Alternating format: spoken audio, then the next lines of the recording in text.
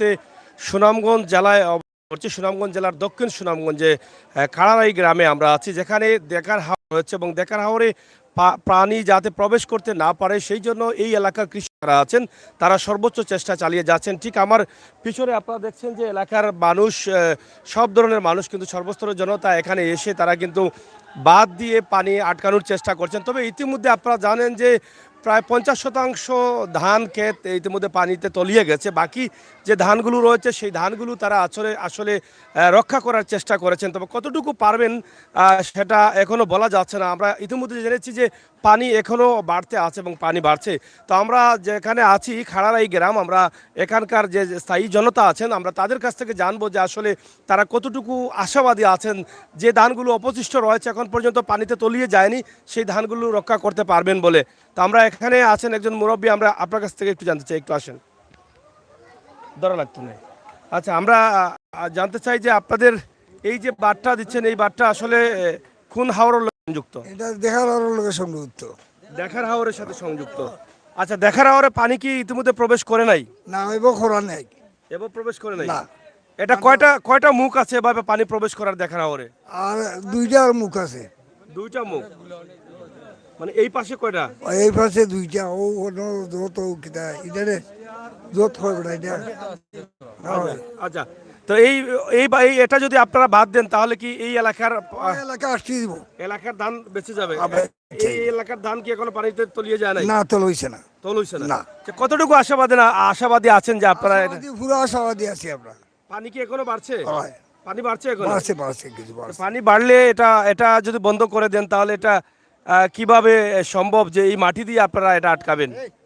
এটা মাটি দিলে রইব, কিতা বস্তা দিব, এটা দিলে মাটি আসতে দিব, আটকে যাব। হয়। এখানে যদি এভাবে প্রবেশ পথ হয় তাহলে এখানে চুস্কিট দিলে তো আপনাদের জন্য ভালো হয়। তো এটা কি আপনাদের কখনো দাবি উঠে না মন্ত্রী মহোদয়ের কাছে যে এখানে একটি চুস্কিট দেওয়া হোক? সুস্থকে তো লাগে না, অন্য একটা বান আছে, বানু গেলে এটা তো সুস্থ লাগে না, বানুই গেলে চুস্কিট লাগে না। আচ্ছা, যাই হোক, এখানে আপনারা দেখেন যে গ্রামের বা আশপাশের এলাকার প্রত্যেকটি লোক কিন্তু এখানে অংশগ্রহণ করছেন। আমরা আসলে দেখাবো যারা এখানে বাদ দেওয়াতে অংশগ্রহণ নিয়েছেন। এবং কিতাবা ভাই সাহেব, তুমি কৃষক নি? হ্যাঁ, ধান কত মান খেত করছো? 10 কেয়ার। 10 কেয়ার দিকে ভাই হরতে 10 কেয়ার খেত করছো? জি জি। আচ্ছা, তো এই 10 কেয়ারের মধ্যে ডুবছে নি ধান এখন পর্যন্ত? ডুবছে 4 কেয়ার ডুবছে। আর রয়েছে 6 কেয়ার। জি জি 6 ধান কেয়ার। খাটছুন না একবারে? জি না। কয়দিন লাগবে ধান ফাকতে? ধান ফাকতে লাগবে আরো সপ্তাহ 10 দিন যাইব। সপ্তাহ 10 দিন। এই সপ্তাহ এটা কি তা দেখার আওয়ার পড়ছে নি? এটা দেখার আবার পড়ছে। দেখার আওয়ার কোনো অংশতে পানি ঢুকছে নি কোনো সাইডে? না, এখনো আশাবাদী আছে, যদি বানটা টিকে নিয়ে যায় তাইলে আশাবাদী 100% করা যায়। দেখার আওয়ার তো অনেক বড় আওয়ার। জি জি। তো প্রত্যেকটি মুখ যদি বন্ধ করা হয় তাইলে তো বাঁচতে পারে না, তাহলে তো পানি ঢুকে যাবো। জি জি জি জি। মানে সব মুখ বান্ধার চেষ্টা চলতেছে নাকি? বান্দার চলতেছে। চলতেছে। জি। তো কতটুকু আশাবাদী আপনারা বাঁচাইতে পারবা? 100% শিওর। শিওর। এর মধ্যে তো এই বাতটা যদি টিকে তাহলে মনে করেন এই দানগুলা বাইসা যাইব, আর যদি টিকে না তাহলে দেখার হাওর আজকে রাতের ভিতরেও তলিয়ে যাবে। তলিয়ে যাবে। হ্যাঁ। তো দেখার আওয়ার তলিয়ে গেলে মানে কত হেক্টর জমি এখানে? প্রচুর। দেখার আওয়ারে কত দিনের খাবার হয় বাংলাদেশে? বাংলাদেশের 3 দিনের খাবার হয়। 3 দিনের খাবার হয়। হ্যাঁ। তো ইতিমধ্যে আপনাদের যে অন্য আওয়ারগুলো আছে তাতে মানে কি পরিমাণ ক্ষতিগ্রস্ত হয়েছে সুনামগঞ্জের অথবা দিরাই টাঙ্গুয়া হাওর সহ? সব চলে গেছে। কয়টা হাওর? 11টা। 11টা হাওর।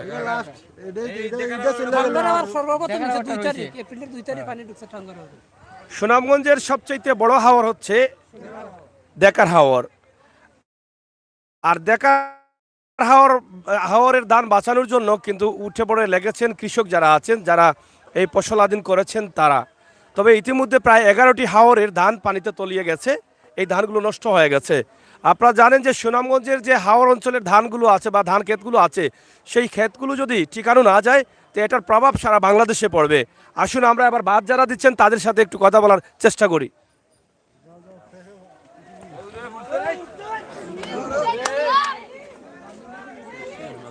জি না, আউকা হুজুর, আউকা একটু হুজুর, আউকা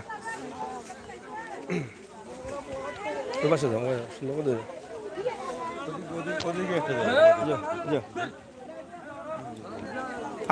আমরা কথা বলবো, একজন হুজুর আছেন, আপনি এই এলাকার মসজিদে?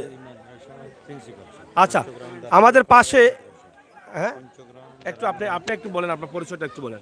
আসসালামু আলাইকুম রহমতুল্লাহি বরকাত। আমি কথা বলছি পঞ্চগ্রাম দারুল উলুম খাড়ারাই মাদ্রাসার প্রিন্সিপাল। দেশের যে যেখান থেকে দেখছেন সবাইকে মোবারকবাদ জানাচ্ছি এবং সিলেটের ম্যাগাজিন টিভিকে আমরা শুভেচ্ছা জানাচ্ছি। আমরা এখানে গত রাত্রে 10:30টার পর থেকে স্বেচ্ছায় শ্রমে প্রায় 3 থেকে 400 মানুষ এখানে কাজ শুরু করছিলেন। আর এরপরে চেয়ারম্যান সাহেব একটু আসেন।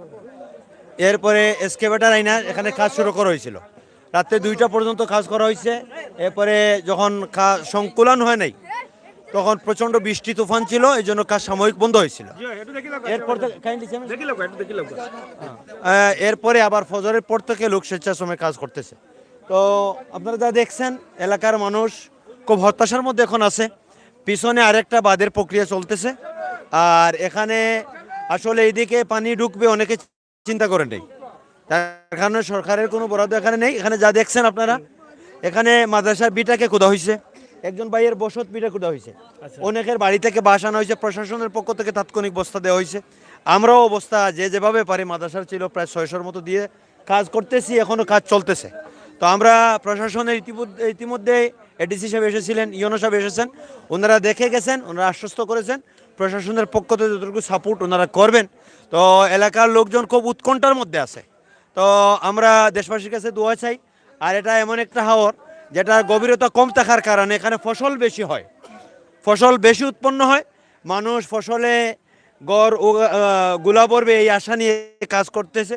আমরা দেশবাসীর কাছে দোয়া চাই যাতে দেশে অন্যান্য হাওরের মতো আমাদের এই দেখার হাওর যেটা, এটাকে আল্লাহ তাআলা রক্ষা করেন এবং প্রশাসনের তৎপরতাকে আমরা ধন্যবাদ জানাই। এরপরেও তাদের আরও বেশি তৎপরতা প্রয়োজন মনে করি। আপনাদেরকে আমাদের এই সিলেটের ম্যাগাজিন টিভিকে আমাদের অত এলাকার পক্ষ থেকে মোবারকবাদ জানাচ্ছি। আসসালামু আলাইকুম। ধন্যবাদ।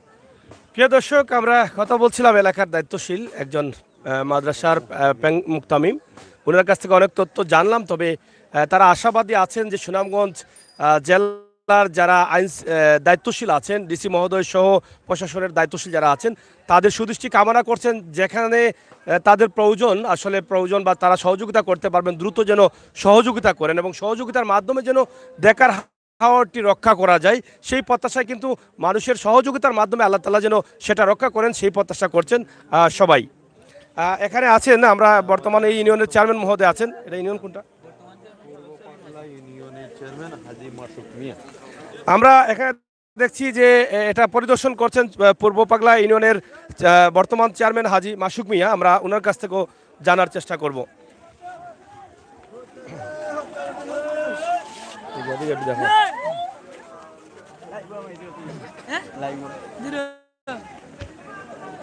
আপনারা দেখছেন যে তারা বাঁধ দিচ্ছেন এবং সবাই কিন্তু দাঁড়িয়ে আছেন যে কখন বাদ দেওয়া শেষ হবে এবং কখন তারা তাদের নির্ধারিত কাজটি শেষ করতে পারবেন এবং কখন তারা সাকসেসফুল হতে পারবেন। সেই চিন্তাভাবনা থেকেই কিন্তু তারা এখানে হয়তো 2 দিন থেকেই কিন্তু হয়তো কষ্ট করছেন এবং দেখার হাওর রক্ষা করার স্বার্থে প্রত্যেকটি মানুষের কিন্তু স্বপ্ন যে এই দেখার হাওরটি কীভাবে রক্ষা করা যায়, যে হাওর থেকে বাংলাদেশের মানুষের 3 দিনের খাবার জুটে। এখান থেকে আমরা একটু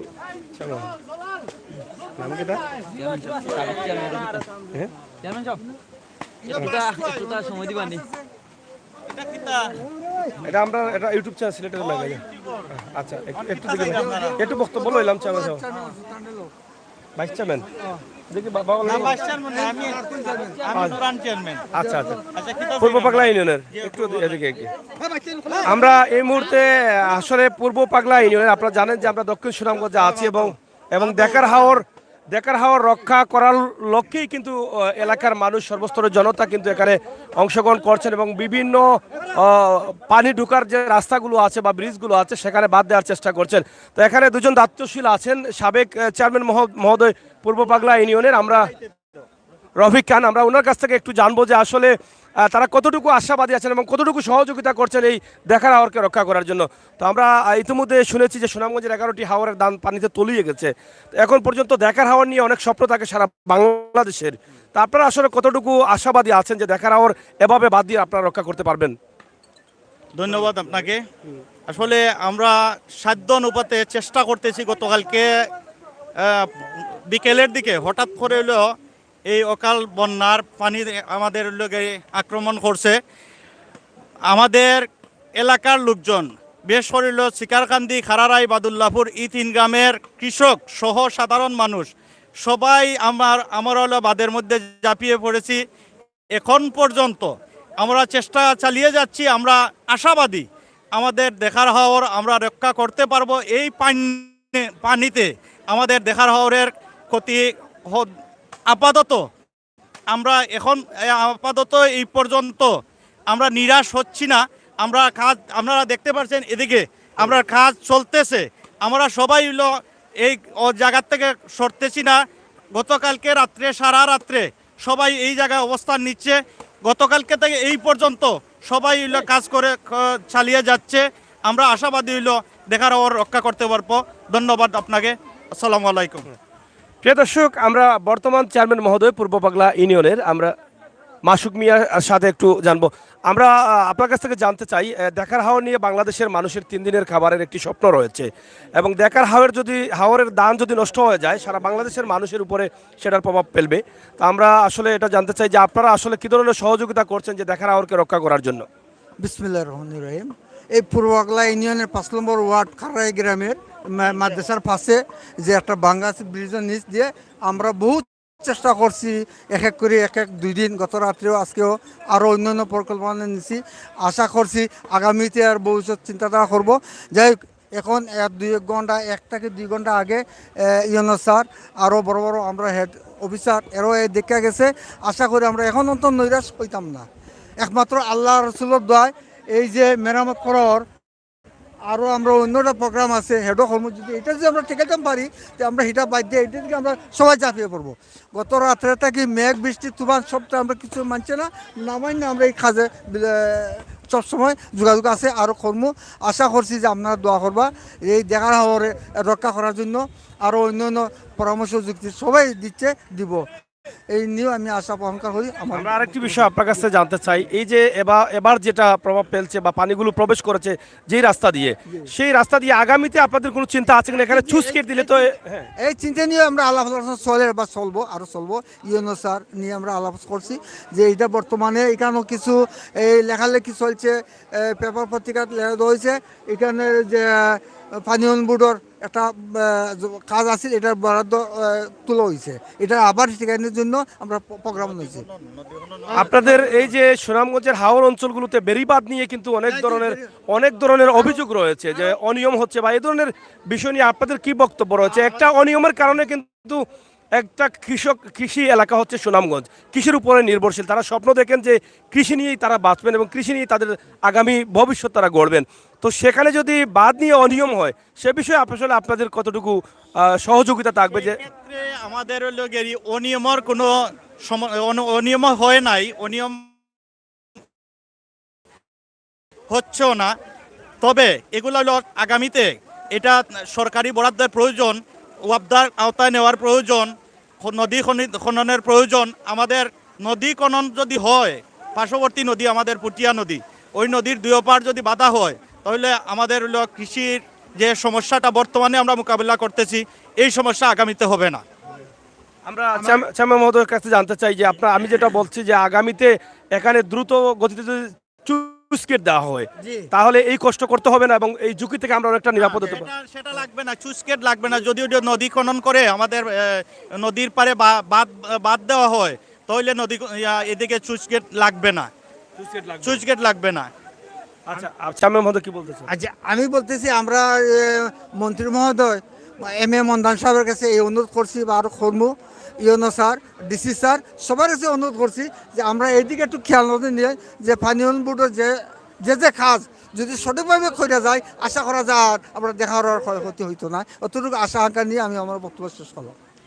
প্রিয় দর্শক, আমরা 2 জন দায়িত্বশীলদের সাথে কথা বলেছি। সুনামগঞ্জ নিয়ে কিন্তু দায়িত্বশীল যারা আছেন জেলা প্রশাসক থেকে শুরু করে প্রত্যেকটি দায়িত্বশীলরা কিন্তু এখন পাগলের মতো দৌড়াচ্ছেন, কারণ কিভাবে সুনামগঞ্জের কৃষিক্ষেত্রকে রক্ষা করা যায় যদিও ইতিমধ্যে 11টি হাওরের কৃষিক্ষেত নষ্ট হয়ে গেছে, কিন্তু দেখার হাওর নিয়ে অনেক স্বপ্ন রয়েছে এবং সবাই উঠে পড়ে লেগেছেন দেখার হাওরের কৃষিক্ষেত কিভাবে রক্ষা করা যায়। তো আমরা গ্রামগঞ্জ থেকে দেখলাম যে গ্রামগঞ্জের প্রত্যেকটি মানুষ কিন্তু এখানে অংশগ্রহণ করছেন এবং বিভিন্ন বাদ দেওয়ার জন্য তারা সহযোগিতা করছেন। এখানে সরকারিভাবেও বিভিন্ন সহযোগিতা রয়েছে।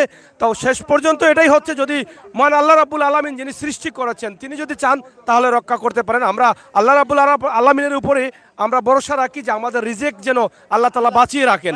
তা আসুন আমরা আবার দেখে নেই এখানে কিভাবে বেড়িবাঁধ কি চলতেছে।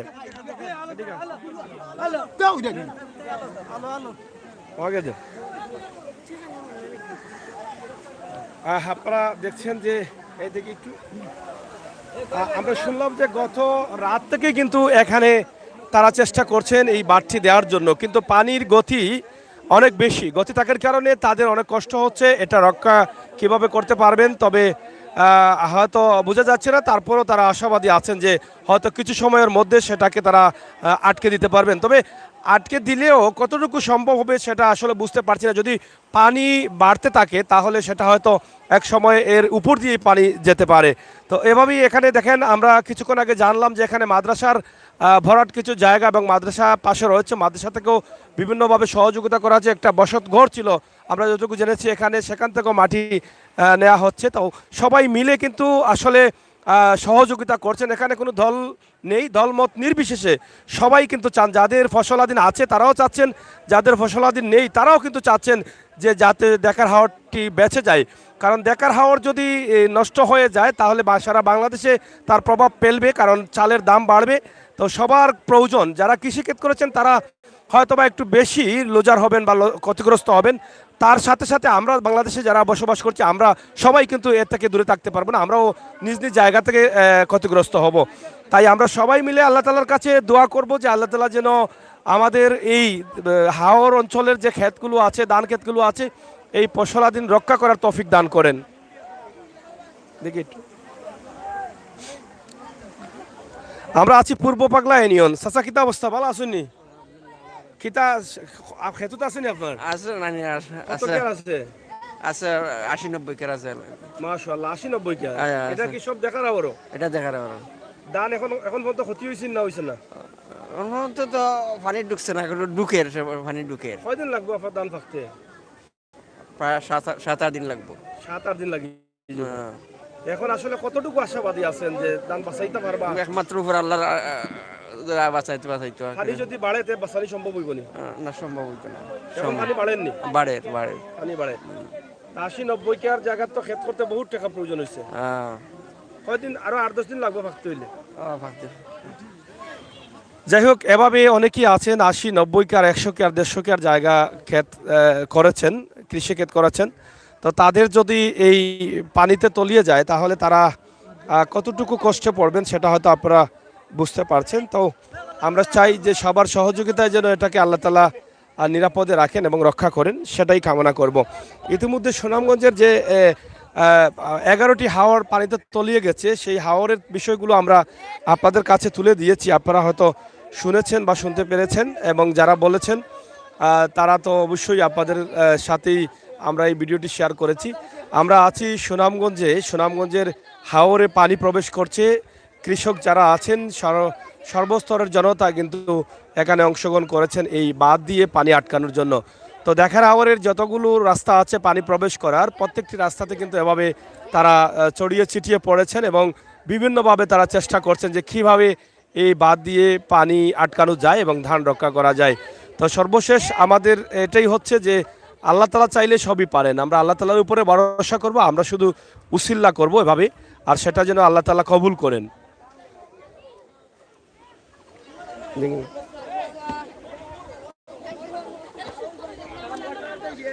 কিদাবা কতদিন থাকে, কত সময় তাই করায়?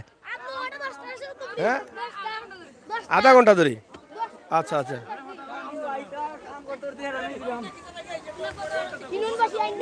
দেখি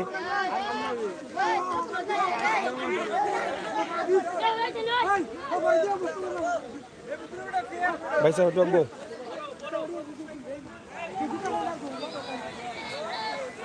আপনারা দেখছেন যে তারা সকাল থেকেই এই দায়িত্ব পালন করছেন। এখানে রয়েছেন চেয়ারম্যান প্রত্যেকটি জায়গা এবং যে যেভাবে পারেন সবাইকে উৎসাহিত করছেন যে সবাই এসে রক্ষা কাজে অংশগ্রহণ করার জন্য, কারণ বাংলাদেশ কৃষিক্ষেত্রের উপরে নির্ভরশীল। এভাবে যদি পাহাড়ি ঢল নেমে আসে এবং ধান ক্ষেত নষ্ট করে দেয় তাহলে বাংলাদেশ অনেকটা পিছিয়ে যাবে আগামী বছরের জন্য। গরিব সাধারণ খেটে খাওয়া মানুষের কষ্টে পড়তে হবে।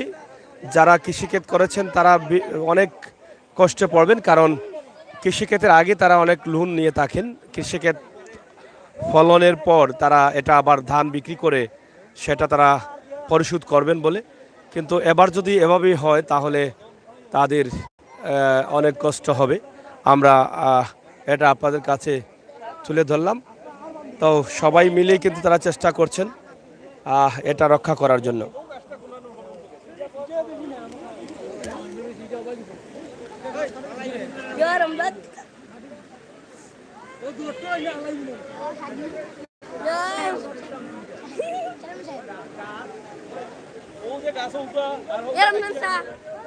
প্রিয় দর্শক, আমাদের দিকে বাবা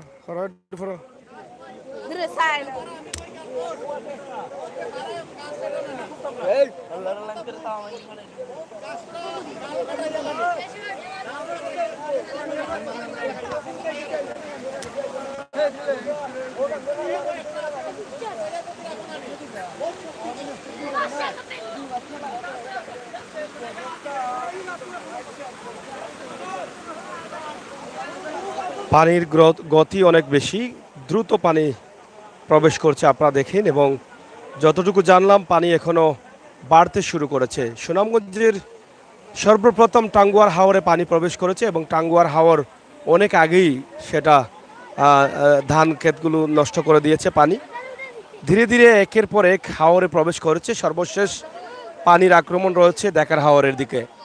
এই দেখার হাওরকে রক্ষা করার জন্য সুনামগঞ্জের প্রত্যেকটি মানুষের সহযোগিতা চলছে। প্রত্যেকটি মানুষের এভাবে নিজে কষ্ট করে হলেও তারা চেষ্টা করছেন বাদ দিয়ে কোনোভাবে পানি রক্ষা করা যায় কিনা এবং ধান ক্ষেত রক্ষা করা যায় কিনা। আমরা দেখছি যে এখানে শুনলাম প্রশাসনের পক্ষ থেকেও তারা এসেছেন, এখান থেকে সহযোগিতা করছেন, এবং স্থানীয় চেয়ারম্যান মহোদয় যারা আছেন, দায়িত্বশীল যারা আছেন, তারাও কিন্তু পরিদর্শন করছেন। সাবেক চেয়ারম্যান এবং বর্তমান চেয়ারম্যান এখানে দুজনই কিন্তু আছেন। তারা এখান থেকে বিভিন্ন দিক নির্দেশনা দিয়ে যাচ্ছেন এবং বিভিন্নভাবে সহযোগিতার আশ্বাসও দিচ্ছেন। তো প্রিয় দর্শক, আমরা সিলেটের ম্যাগাজিন টিভি থেকে আমাদের এই ভিডিওটি এখন পর্যন্ত ছিল। পরবর্তীতে আপনারা আমাদের সাথে অবশ্যই থাকবেন, আমরা আপনাদেরকে দেখানোর চেষ্টা করব। ভিডিওটি শেয়ার করে সবাইকে দেখার সুযোগ করে দিবেন। সুনামগঞ্জের এই হাওর রক্ষার স্বার্থে যারা কাজ করছেন তাদের সব বিষয়গুলো আমরা আপনাদের কাছে তুলে ধরার চেষ্টা করেছি। ধন্যবাদ আপনাদের সকলকে। ভালো থাকবেন, নিরাপদ থাকবেন, সুস্থ থাকবেন।